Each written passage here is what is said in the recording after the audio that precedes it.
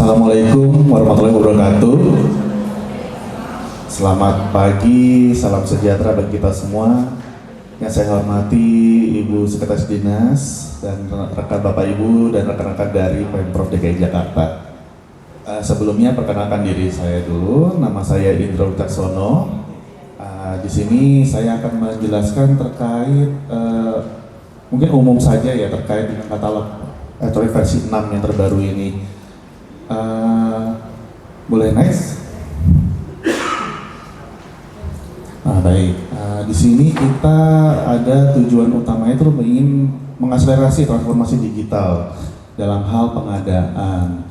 Di sini LKPP bekerja sama dengan PT Telekomunikasi Indonesia atau Telkom yang mengelola sistem e-katalog seperti itu. Nah, di sini ada tertuang pada Instruksi Presiden nomor 2 tahun 2022. Lalu ada juga Peraturan Presiden nomor 17 tahun 2023. Boleh next? Nah, ini adalah informasi pengelolaan katalog dan etalase new platform katalog elektronik. Nah, ini mungkin ada yang salah ya. Ini sebelah kiri sudah yang lampau versi 5 dan ini adalah versi 6-nya. Di mana perbedaannya di situ adalah kita ingin LKPP dan Telkom ingin mempermudah penggunaan dari e-katalog sendiri. Jadi yang pertama lebih mudah dalam melakukan kontrol dan standarisasi atribut produk ya, di sini convenience-nya. Lalu ada juga lebih mudah dalam mengidentifikasi produk sejenis. Jadi contohnya kita ingin membandingkan antara laptop yang A dan B itu juga lebih mudah. Seperti kita melakukan pembelanjaan di e-commerce. Lalu yang ketiga juga lebih mudah dalam memonitor dan menilai kewajaran harga produk dan substitusi produk impor. Dalam hal ini kita sistemnya transparan ya, harganya terpampang dalam metode katalog elektronik seperti itu. Oke, next. Nah, ini tampilannya ya, tadi pembenahan katalog elektronik dari versi 5 ke versi 6. Nah, dari yang sebelumnya dan ini yang sekarang sudah itu lebih mudah karena kita tinggal search saja produk apa yang kita butuhkan. Kategori-kategorinya juga sudah jelas dan sudah rapi sehingga memudahkan bagi user seperti itu. Ini ya. Boleh next. Nah, ini contohnya kita ingin mencari kursi seperti itu Mebel Air ya. Nah, itu langsung keluar seluruhnya kursi Mebel Air. Kalau sebelumnya kan mungkin ya Mebel Air keluarnya macam-macam, ada kursi, ada buffet, ada meja seperti itu. Lalu boleh next. Ya. Nah, ini contohnya detail produk ya, katalog versi 6. Di mana sebelumnya sebelah kiri, nah sebelah kanan kita sudah mempermudah untuk melihatnya. Jadi seperti deskripsi produk-produk yang ada di contohnya Tokopedia, Shopee, Lazada seperti itu ya. Lalu next ini ada fitur yang baru. Jadi dalam hal ini kita bisa menegosiasi dengan rekanan ataupun penyedia seperti itu. Jadi untuk tadi contohnya kursi, pembelian kursi, apakah harganya ini masih bisa di bawahnya atau tidak? Lalu bisa diskusi juga negosiasi untuk volumenya, apakah memang sudah sesuai dengan yang ada di tertera atau bisa lebih dari yang ada di deskripsi seperti itu. Nah, ini contohnya diskusi bisa melalui pilihan negosiasi. Nah, itu juga bisa melihat detail produknya seperti apa, pengirimannya juga bagaimana, biaya pengirimannya pun sama, gitu, bisa dinegosiasikan. Ini tujuannya untuk transparan ya, jadi Bapak Ibu bisa monitoring semua tawaran-tawaran yang diberikan oleh seller kepada user ataupun pembeli. Next. Nah, di sini katalog versi 6 itu kalau bedanya dengan versi 5 adalah versi 5 kita cuma sampai sebatas BAST. Nah, kalau di versi 6 itu sama seperti kita belanja seperti e-commerce. Jadi kita bisa mantau ini posisi barang sedang di mana sih gitu. Nah, itu bisa lihat di pengiriman. Contohnya apakah masih di seller, apakah sudah di sorting di gudang ataupun sedang dalam delivery atau perjalanan. Lalu di sini juga ada pembayaran ya. Jadi sampai ke pembayaran. Kalau untuk di itu bisa memilih ya pembayaran menggunakan uang persediaan ataupun LS ataupun KKP seperti itu. Nah, itu bisa dilihat posisinya sudah sampai di mana pembayaran, apakah masih di SPP kah atau masih di posisi SKM, apakah sudah sampai SP2D ataupun ternyata sudah sampai pembayaran ke seller. Seperti itu. Boleh next. Ini transisi ya dari KEPK 122 2022 ke KEPK 177 tahun 2024, di mana barang jasa akan diimigrasi pada aplikasi katalog elektronik dan tetap tayang selama voucher penayangan produksi. Lalu transaksi e-purchasing tetap dapat dilakukan pada data produk yang akan dilakukan transaksi tersebut masih aktif. Seperti itu Bapak Ibu. Boleh next. Oke, ini pengelolaan katalog elektroniknya. Ini skema pengelolaan katalog elektronik. Jadi memang untuk pusat katalog elektronik ya, di sini memang kita LKPP bekerjasama dengan MIP, yaitu Mitra Instansi Pengelola, yaitu Telkom. Di mana ruang lingkup pengelolanya yang pertama adalah pengelolaan dan pengembangan sistem katalog elektronik e-purchasing dan pembinaan dukungan pengelolaan katalog elektronik. Itu untuk sistemnya sendiri pun itu dikembangkan oleh Telkom seperti itu, di develop. Lalu kita juga ada katalog elektronik nasional, itu pun sama LKPP dan MIP. Ruang lingkupnya yang mengusulkan kategori produk, melakukan kurasi, ada kurasi dan pembelian label serta penyediaan data master produk. Nah, untuk yang KL juga ada, lalu untuk di Pemda pun ada, yaitu katalog elektronik lokal ataupun Pemda, di mana lebih ke koleksi produk dan seperti usulan pembuatan koleksi produk, kurasi koleksi produk dan akuisisi penyediaan lokal. Udah next. Nah, ini pencantuman produk pada katalog elektronik. Jadi ada tahapan-tahapannya Bapak Ibu. Yang pertama adalah penelaan kategori produknya. Lalu dari LKPP sendiri akan melakukan pembuatan kategori produk oleh manajer kategori. Lalu nanti setelah kategori itu sudah muncul, bisa diisi oleh penayangan produk dari penyedia. Dan apabila penyedia ada produk-produk yang update, bisa dilakukan pembaharuan produk, lalu akan lanjut ke koleksi produk. Seperti itu. Next. Ini e-purchasing katalog ya. Oke, ketentuan umum dari e-purchasing katalog sendiri. Untuk PPK itu nilai e-purchasing katalognya paling sedikit 200 juta. Lalu untuk yang PP itu nilai purchasing katalognya paling banyak di 200 juta. Seperti itu Bapak Ibu. Boleh next. Nah, ini jenis metode e-purchasing. Nah, di sini ada tadi ya saya jelaskan fitur yang terbaru yaitu menegosiasi harga. Dilakukan dengan ketentuan negosiasi harga kepada penyedia katalog elektronik yang dipilih terhadap harga satuan, biaya pengiriman, dan biaya lain-lain. Nah, ini yang bisa dinegosiasikan. Lalu ini ada juga yang sedang kita kembangkan yaitu mini kompetisi, di mana kita akan membandingkan antara dua produk ya atau lebih dengan spesifikasi yang sejenis. Jadi kita bisa membandingkan antara laptop A, laptop B, laptop C, ataupun laptop yang sama tetapi dengan penyedia yang berbeda seperti itu. Lalu yang lagi dikembangkan juga yaitu kompetitif katalog ya. Di sini memuat data dan informasi ditawarkan oleh penyedia dalam lingkup pekerjaan konstruksi berupa komponen dasar konstruksi yang kemudian dikompetisikan melalui sistem. Nah, ini ada tahapan e-purchasing katalog. Ada tahapan persiapan dan pelaksanaan. Untuk persiapan sendiri itu offline. Jadi untuk pemilihan produk, referensi harga, dokumen persiapan itu dipersiapkan dulu oleh Bapak Ibu selaku pejabat pengadaan. Lalu untuk pelaksanaannya itu secara online yaitu melalui aplikasi Inaprop. Jadi mulai dari klasifikasi teknis, pemilihan opsi pengiriman, negosiasi harga dengan rekanan ataupun penyedia. Lalu akan terbit surat pesanan secara elektronik. Pembatalannya pun sama, surat pesanan juga melalui elektronik. Lalu dikirim pengiriman, serah terima pengerjaan nanti akan terbit BAST. Nanti nomor BAST-nya bisa disesuaikan di masing-masing satker seperti itu. Lalu lanjut dengan pembayaran. Cara pembayaran juga tidak kalah penting adalah penilaian kinerja penyedia. Jadi membantu untuk user-user lain untuk melihat apakah penyedia tersebut memang berkompeten dalam menyediakan barang dan jasanya. Boleh next. Ini pemilihan produk ya, tahapannya dan mulai dari spesifikasi teknis. Kita prioritaskan dulu di PDN ya, penggunaan produk dalam negeri. Lalu prioritaskan lagi di UMK. Jadi usaha kecil mikro koperasi itu diprioritaskan. Baru kita lihat lagi harga yang terbaiknya seperti itu. Nah, di sini alur pencarian produk. Ini lebih mudah ya di Katalog versi 6. Jadi kita bisa lihat dari kategori. Contohnya kita mau beli laptop, bisa kategorinya pilih laptop seperti itu. Nanti langsung keluar tipe-tipenya seperti apa. Ataupun langsung search bar. Jadi saya mau langsung contohnya Lenovo tipe apa, langsung keluar beserta siapa penyedia-penyedianya. Nah, ini koleksinya ya di bagian bawah, nanti bisa di search.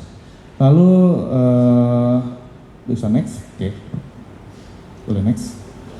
Ini pengendalian produknya ya, kesesuaian spesifikasi teknis. Jadi ada 3 poin penting ya dalam hal ini. Yang pertama adalah spesifikasi mutu kualitas, di mana produk itu dipastikan standarisasinya, spesifikasi teknisnya juga dipastikan sesuai, lalu spesifikasi komposisi dan juga kinerjanya. Lalu kita lihat lagi yang paling tidak kalah penting adalah spesifikasi jumlah. Pastikan lagi volumenya yang dibutuhkan dengan volume yang disanggupi oleh penyedia. Nanti bisa dinegosiasi lagi apakah memang penyedia itu memang berkenan jika mempunyai volume yang lebih dari yang dibutuhkan, seperti itu. Lalu yang ketiga adalah pelayanan. Di sini kita lihat lagi tingkat layanannya seperti apa, lalu after sales atau jualnya, masa pemeliharaannya, dan juga pelatihan jika diperlukan, seperti itu. Next. Nah ini ya pemilihan produk yang kedua, yaitu kita memprioritaskan yang TKDN. Nah, pastikan itu produk-produknya itu menggunakan produk dalam negeri. Jika memang tidak dapat dipenuhi, itu kita bisa ada tiernya. Jadi kita harus memprioritaskan dulu yang beli produk dengan nilai TKDN yang di atas 25% terlebih dahulu. Jika tidak ada bisa yang 25% di bawah. Jika tidak sesuai juga untuk produk yang dibutuhkan, bisa turun lagi di produk dalam negeri tanpa TKDN. Lalu baru yang terakhir adalah prioritas yang terakhir, pembelian produk impor, seperti itu. Boleh next.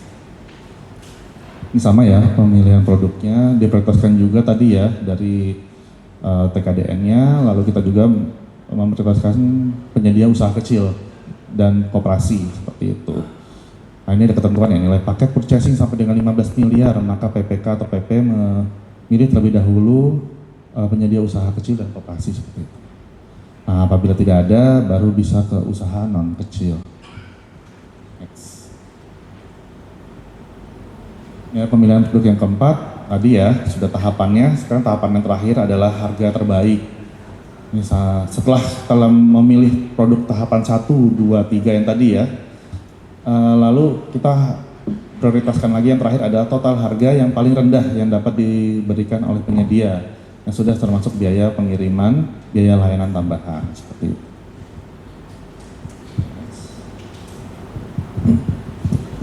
Ini ya, contoh surat pesanan nanti yang menggunakan e-katalog versi 6. Kalau sebelumnya masih tanda tangan basah dan cap ya, itu sudah tidak diperlukan karena sekarang sudah tanda tangan digital seperti ini. Nanti akan otomatis terbuat dari sistem, tanda tangannya itu juga bisa dari BSRE, bisa juga dengan preview seperti itu. Boleh next. Ini tahapan persiapan ya, pengumpulan referensi harga. Yang pertama adalah harga pembanding produk sejenis di luar aplikasi katalog. Jadi memastikan lagi harganya di luar katalog dengan harga di katalog itu adalah harga yang wajar. Lalu dipastikan lagi informasi biaya harga satuan yang dipublikasikan secara resmi oleh KLPD jika ada. Jadi jika memang si penyedia sudah bertransaksi dengan kementerian, lembaga, atau pemerintah daerah, itu ada buktinya, bisa disampaikan supaya sebagai bukti bahwa harga itu adalah harga yang wajar. Lalu yang ketiga adalah dokumen lainnya yang dapat dipertanggungjawabkan apabila ada. Ini tahapan persiapan ya. Untuk tahapan persiapan di purchasing katalog melalui negosiasi harga didokumentasikan oleh PPK atau PP. Jadi pastikan setelah melakukan negosiasi dengan penyedia ataupun rekanan, itu didokumentasikan sebagai bukti bahwa sudah disetujui atau deal dengan penyedia, baik itu harga, pengiriman, dan biaya lainnya. Boleh next. Nah ini tahapan pelaksanaan.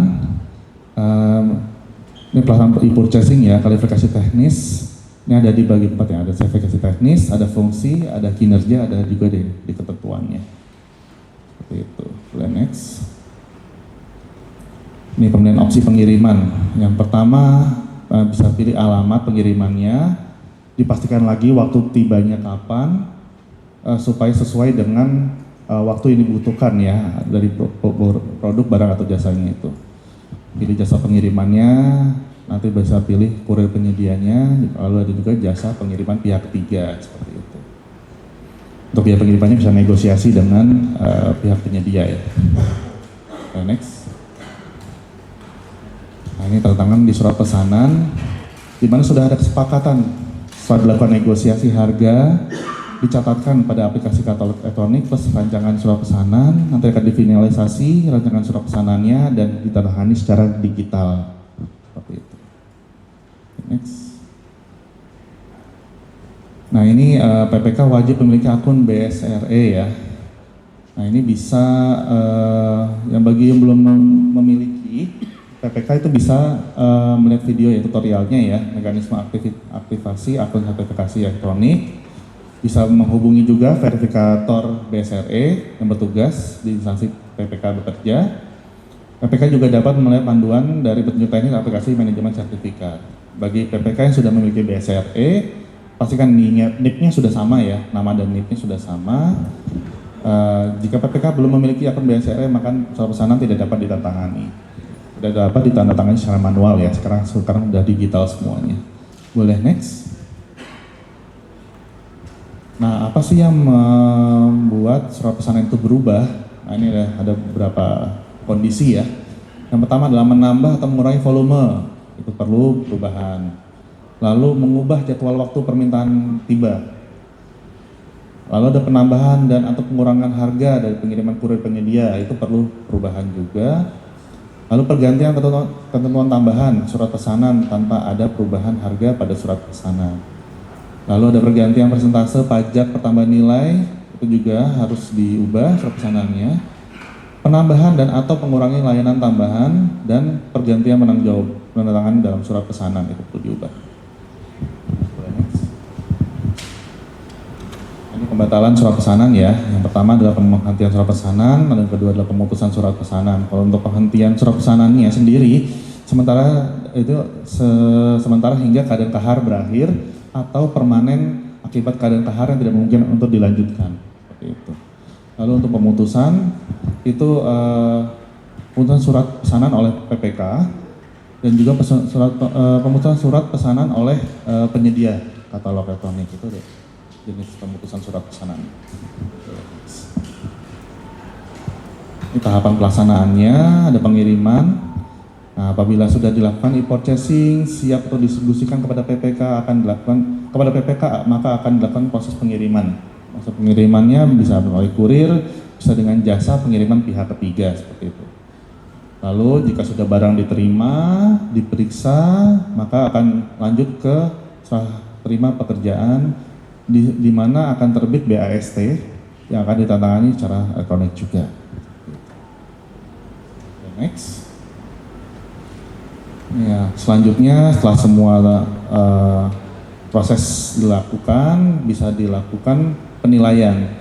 PPK memberikan rating ulasan atas pelaksanaan pekerjaan yang telah dilakukan oleh penyedia katalog elektronik. Jadi contohnya seperti kita Gojek atau Gokar ya, kita akan memberikan bintang berapa, kita kasih komen ratingnya, bagaimana kinerjanya seperti itu. Udah next. Ini pembatalan katalog versi 6 payment. Kelengkapan dokumennya ya.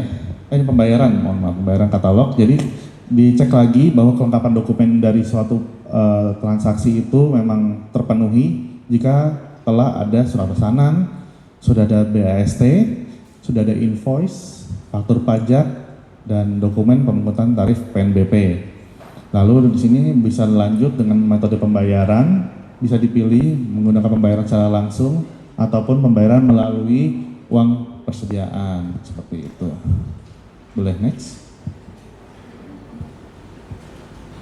Nah, ini dasar hukum metode pembayarannya. Ini bisa dicek di Peraturan Menteri Keuangan nomor 58 dan nomor 59. Untuk 58 sendiri itu mencakupi soal metode uang persediaan, di mana pemungutan, penyetoran, pelaporan dilakukan oleh PT Telkom selaku MIP ya. Bendahara pengeluaran tidak perlu melakukan pemungutan, penyetoran ataupun pelaporan pajaknya. Lalu invoice yang dikeluarkan oleh Telkom sudah dipersamakan dengan faktur pajak. Nah, untuk yang PMK nomor 59 itu membahas terkait dengan metode pembayaran langsung, di mana pemungutan, penyetoran, dan pelaporan dilakukan oleh instansi pemerintah dan penyedia perlu melakukan upload faktur pajak dan bukti potong atas PPN. Next. Nah, ini contoh tahap pendaftaran ya untuk registrasi dan verifikasi digital, identifikasi digital. Nanti yang untuk membuat akunnya itu bisa masukkan username, email, nanti password dan nomor telepon. Email dan nomor telepon itu memang mengunci ya. Nanti baru kita berlanjut ke registrasi, verifikasi, identifikasi profil. Di mana di sini yang mengunci ada NIK-nya, nomor induk kependudukan. Nah, jadi dipastikan lagi saat meregistrasi untuk profil ini NIP, data diri, dan melakukan verifikasi wajah serta foto KTP seperti itu. Nah, setelah melalui registrasi, verifikasi akun dan identitas profil, bisa lanjut ke registrasi dan verifikasi identifikasi akses. Nah, di sini yang diperlukan adalah kita sebagai role sebagai apa? Apakah sebagai PPK, PP seperti itu. Nanti bisa upload dokumennya atau SK-nya secara virtual. Nah, nanti akan melakukan verifikasi dari sistem ya. Boleh next.